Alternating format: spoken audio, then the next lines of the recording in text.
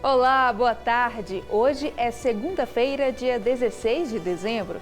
Confira a partir de agora as principais notícias de Goiás, do Brasil e do mundo. Vem com a gente, o Conexões já está no ar.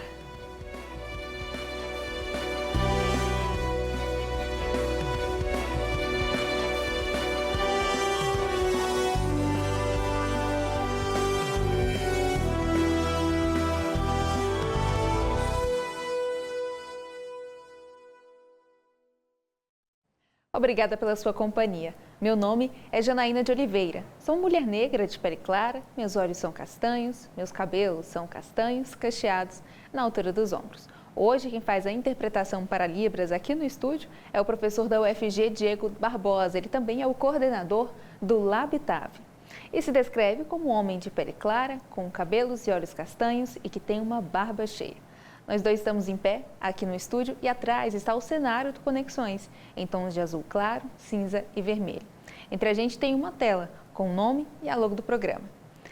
E daqui a pouco vai surgir o nosso entrevistado. O assunto de hoje é de saúde, é o transtorno de déficit de atenção, mais conhecido pela sigla TDAH.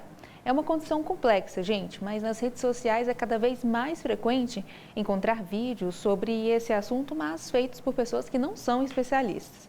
O problema é que esses vídeos tão curtos podem confundir as pessoas. Para entender melhor, então, esse assunto, vamos conversar com o neurologista Iron Dangoni. Ele se descreve como um homem moreno, com olhos castanhos escuros e que usa óculos de grau. Seja muito bem-vindo, doutor, ao programa Conexões aqui da TV UFG. Eu já quero começar te perguntando sobre esse contexto aí de que muita gente está ouvindo falar sobre TDAH, mas na verdade não entende muito bem sobre isso. É isso mesmo? Um vídeo de internet já dá para diagnosticar? Como é que é essa história? Boa tarde. Boa tarde, Anaína. Boa tarde a todos os espectadores. Prazer estar aqui com vocês. Muita gente fala até que é uma modinha, né, do TDAH. E o TDAH cada vez mais tem sido estudado, alguns até propõem que não seja considerado uma patologia, isso é muito discutível, mas ele existe.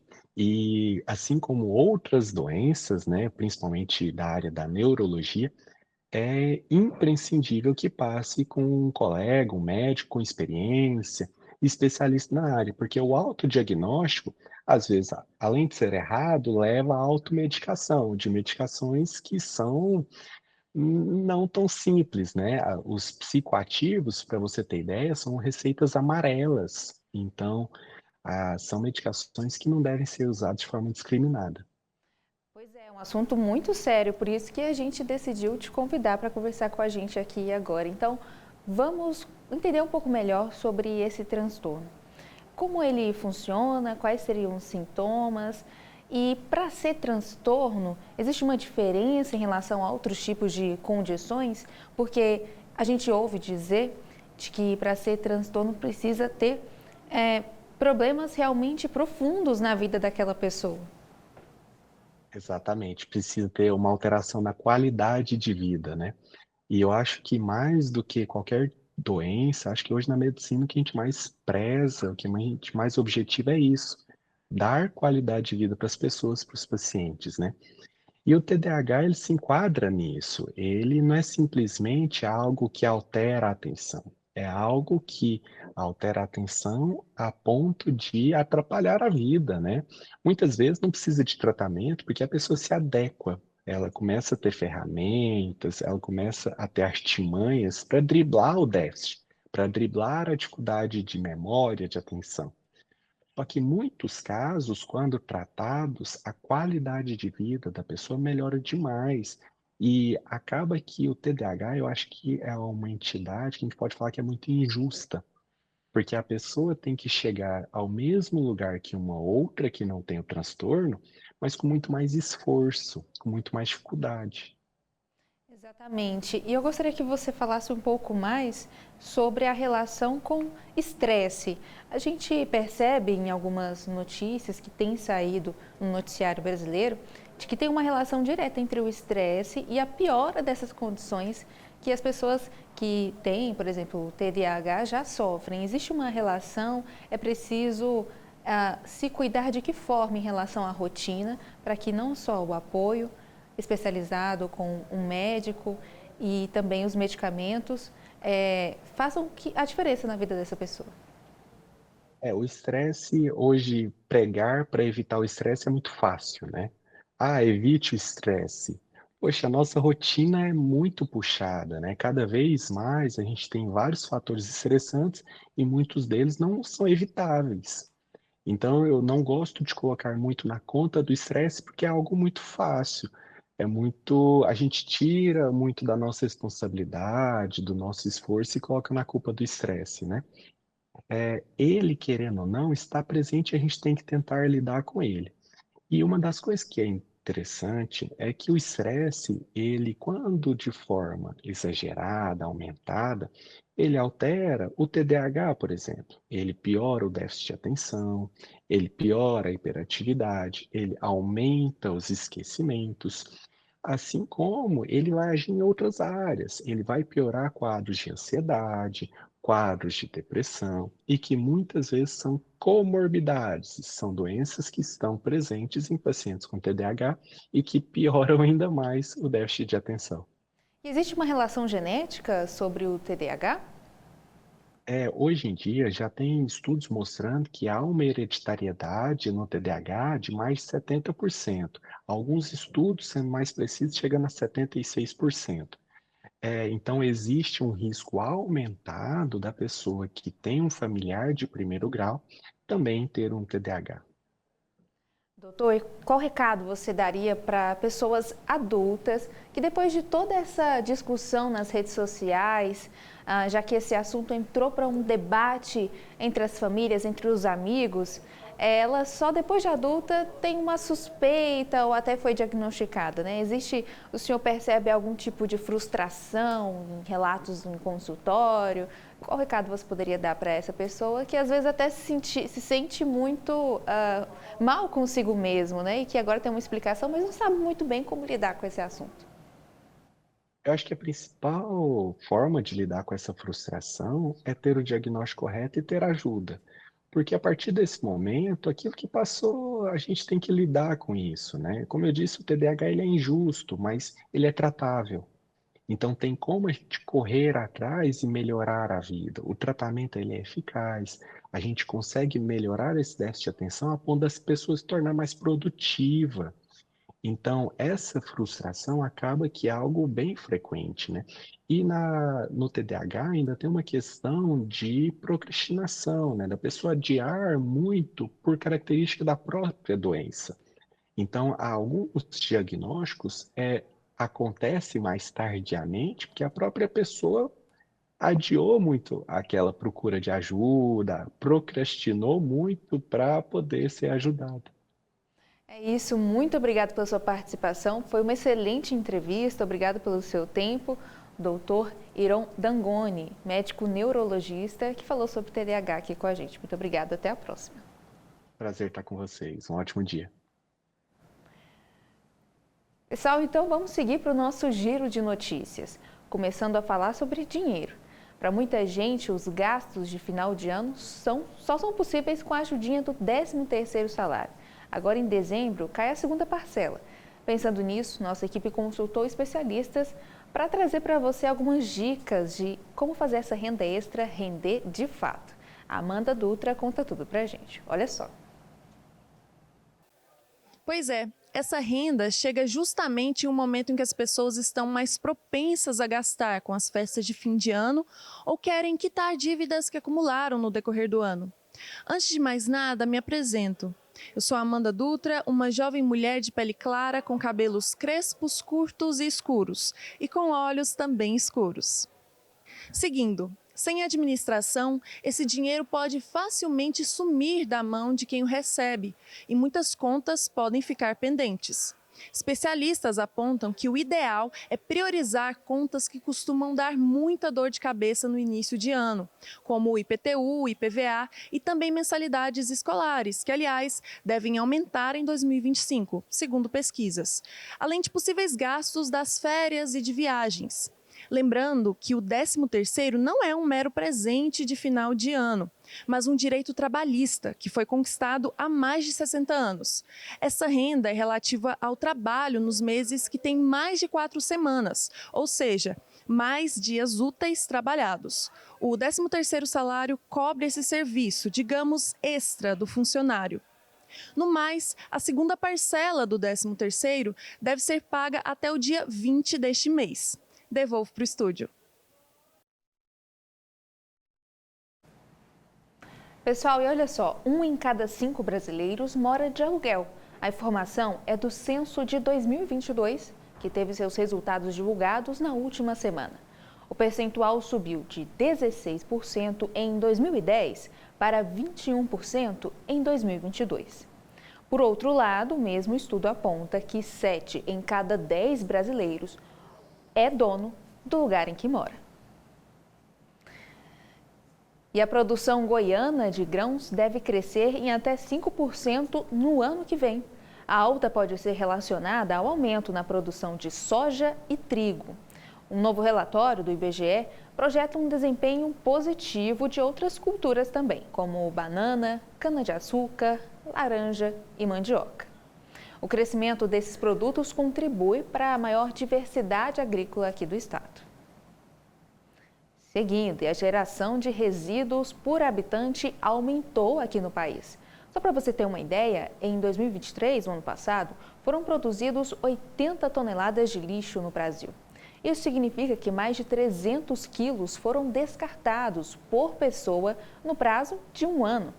Nesse cenário, apenas 8% dos resíduos são devidamente reciclados.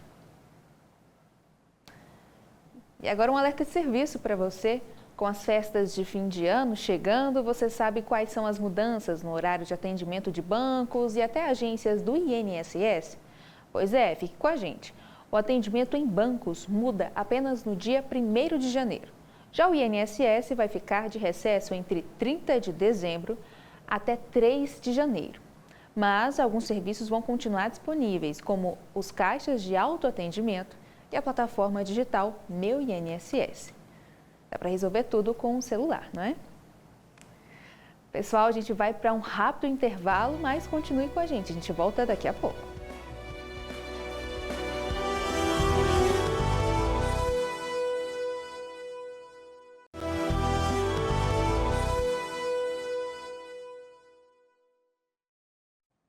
Estamos de volta.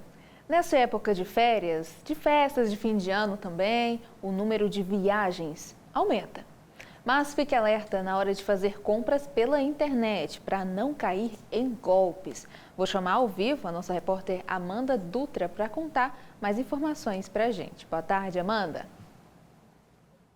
Boa tarde, Janaína, professor Diego e a você que nos acompanha.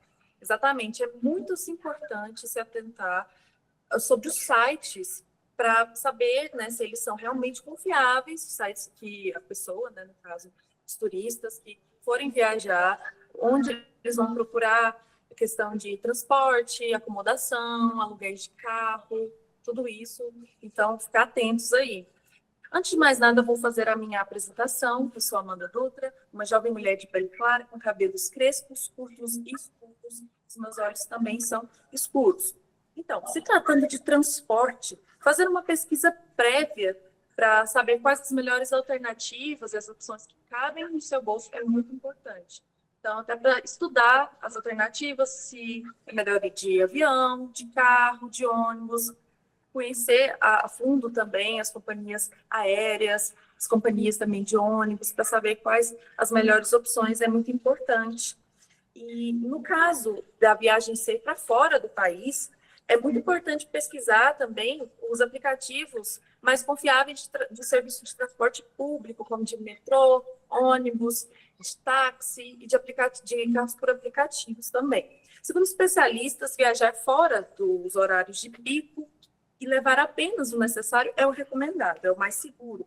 Também é necessário se atentar aos números de telefone de emergência para não passar nenhum sufoco, né, fora do país ou fora aí do seu estado. E também saber ao certo ali na região onde você vai ficar, onde há atendimento médico mais próximo, mais acessível, também muito importante. Outro fator a se levar em conta é a escolha do local de hospedagem, a área, a região onde você vai ficar hospedado, se fica mais próximo dos locais de passeio, se é uma área mais segura, conhecer também, saber se tem uma taxa de criminalidade muito alta, muitos roubos, se há muitos casos de golpes com turistas, muito importante se atentar a esse detalhe também. Uma dica seria procurar hotéis bem localizados, às vezes, né? Podem estar com os preços mais altos, então, além de ser bem localizados, também recém-inaugurados é uma boa, porque normalmente há muitos descontos, muitas promoções nesses tipos de hotéis. E, atenção, muito cuidado com aqueles anúncios que aparecem para a gente no e-mail, aqueles clickbaits, esses anúncios talvez eles não possam ser tão confiáveis, é sempre bom checar na internet, checar, ver as avaliações daquele local, o que as pessoas dizem sobre determinado site, determinado serviço, para não cair em golpe. No mais, a quem for viajar, nós desejamos um bom passeio e boas festas. Volto com você, Janaína, professor. É isso, Amanda. Muito obrigada pela sua participação. Fica aí algumas dicas de viagem, mas também um alerta. É sempre importante conferir se aquele site que você acessou é o verdadeiro, para não correr o risco de cair em nenhum tipo de golpe, tá bem? Seguindo, e esse final de semana foi marcado por ações de combate à dengue em todo o país. Nossa repórter Isabela Lima conta os detalhes. Confira.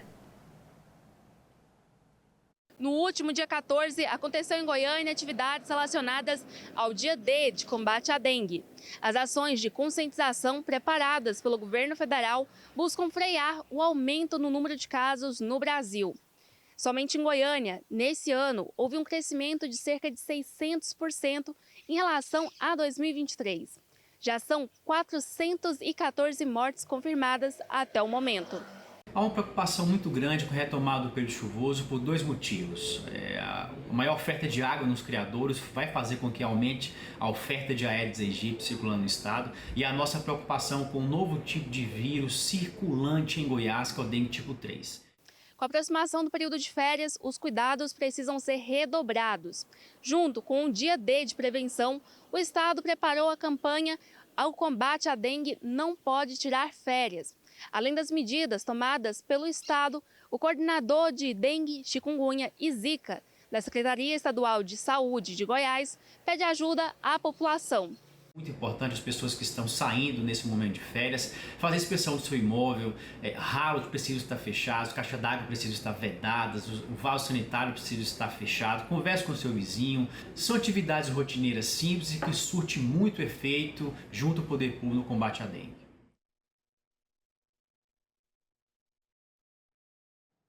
Seguindo, neste ano o mercado automotivo brasileiro é o que mais cresceu em todo o mundo. De acordo com a Associação Nacional dos Fabricantes de Veículos Automotores, as vendas de veículos novos cresceram 15%. Esse é o maior crescimento registrado desde 2007. E Goiânia busca confirmar ainda neste ano se vai construir mais uma escola bilíngue para surdos, dessa vez sob a administração da Secretaria de Educação da cidade. Seguindo o exemplo da primeira escola do estado, a ideia é que a Libras seja a primeira língua e o português a segunda. Para que isso aconteça, a cidade deve estabelecer um convênio com a Associação de Surdos do Estado antes de decidir todos os detalhes. Vale lembrar que desde 2022, a Secretaria de Educação do Estado de Goiás cuida do único centro educacional bilíngue para surdos. Pessoal, e uma nova lei regula o mercado de créditos de carbono aqui no país. Isso quer dizer que empresas e organizações podem compensar as emissões de gases poluentes por meio da compra de créditos relacionados à preservação ambiental, sendo uma alternativa para a conservação e recuperação de vegetação nativa. A ideia é que o valor arrecadado com essa iniciativa financie iniciativas de preservação ambiental. E agora chegou o momento das notícias do esporte aqui no Conexões. Quem traz os detalhes é a estudante de jornalismo da UFG, Isis Borges. Conta tudo pra gente, Isis.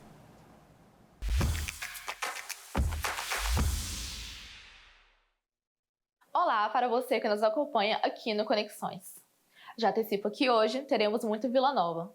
Mas antes de falar mais sobre isso, vou fazer a minha autodescrição. Eu me chamo Mrs. Borges e sou uma jovem mulher branca de olhos castanhos, cabelos cacheados loiros e uso óculos. E para abrir conexões esportivas, a primeira pauta de hoje é vôlei.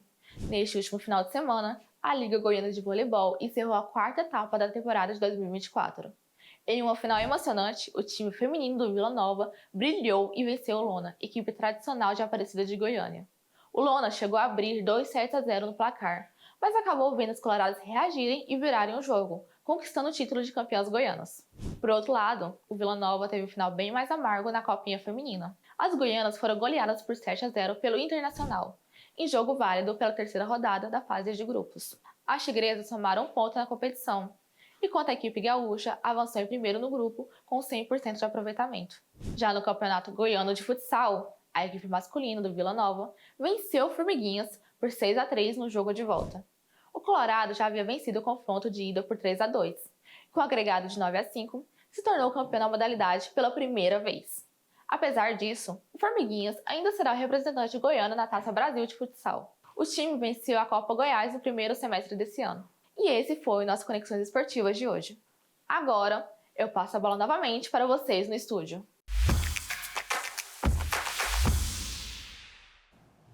Obrigada, Isis. Bom, nosso programa chegou ao fim. Se você quiser sugerir alguma pauta para a gente trazer aqui no Conexões, entre em contato pelo nosso WhatsApp, que aparece aqui na tela. É o 629-9181-1406. Você também pode acompanhar nosso conteúdo pelas redes sociais, é muito simples. É só pesquisar @TVUFG. Nós ficamos por aqui. Assista ao Conexões de segunda a sexta, sempre a partir do meio-dia. Até mais!